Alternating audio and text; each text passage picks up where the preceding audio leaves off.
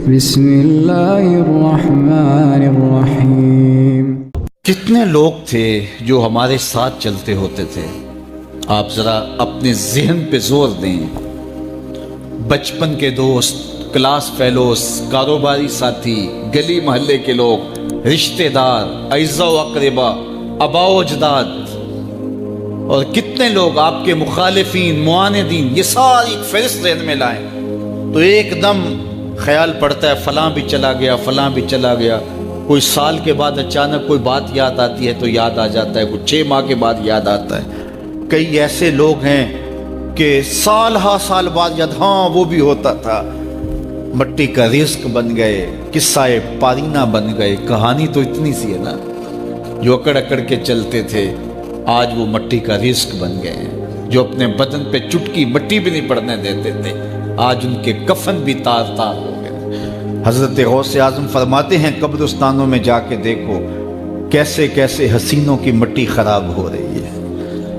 اللہ اکبر، بدن خاک میں مل گئے، ہڈیاں چور چور ہو گئی، ریزہ ریزہ ہو گئی، قبروں کے نشان بھی مٹ گئے، کتبے بھی ٹوٹ گئے، مٹ گیا مشتاق دل سے رنگ یاد رفتگاں، پھول مہنگے ہو گئے، قبریں پرانی ہو گئی۔ کون کسی کو یاد کرتا ہے؟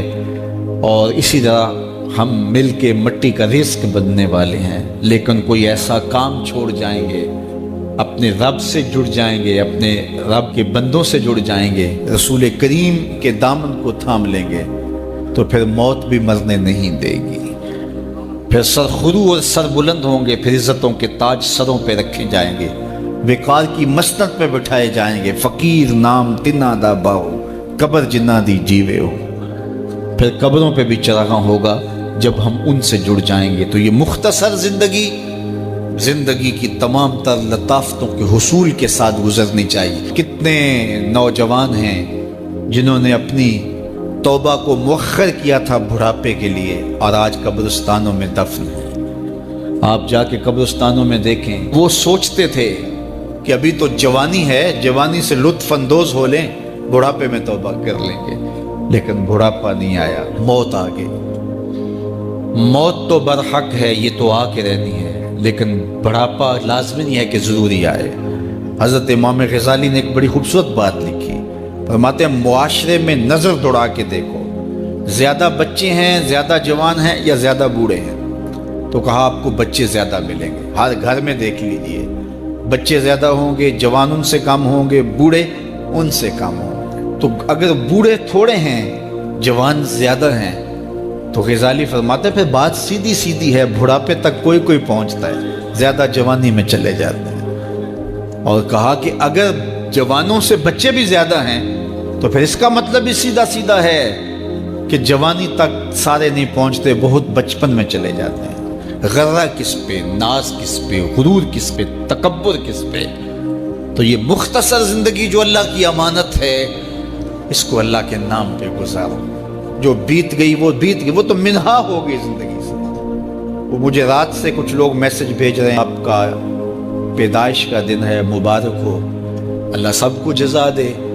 لیکن میں آج اپنی چھوٹی بیٹی کو بھی کہہ رہا تھا، وہ مجھے بولی کہ ابو آپ کو مبارک ہو۔ تو میں نے کہا کہ آپ ہاتھ اٹھا کے اللہ کی بارگاہ میں دعا کرو کہ اللہ آپ کے باپ کے 46 سال کے گناہ معاف کر دے۔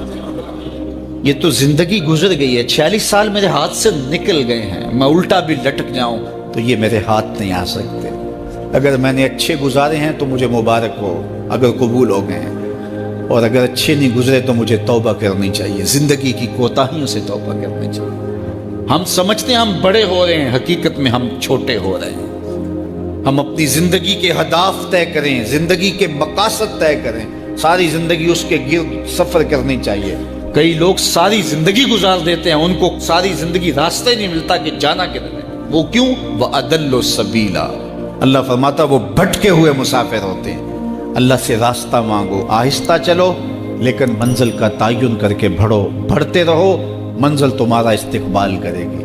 آج مشکل ہے تو کل آسانیاں ہوں گی۔ تو یہ زندگی تیزی کے ساتھ کٹ رہی ہے، لمحہ لمحہ میں اور آپ موت کے قریب ہو رہے ہیں۔ قبل اس سے کہ وہ وقت آئے کوئی حجت باقی نہ رہے، مجھے اور آپ کو اپنی آخرت کی تیاری کی کوشش کرنی چاہیے۔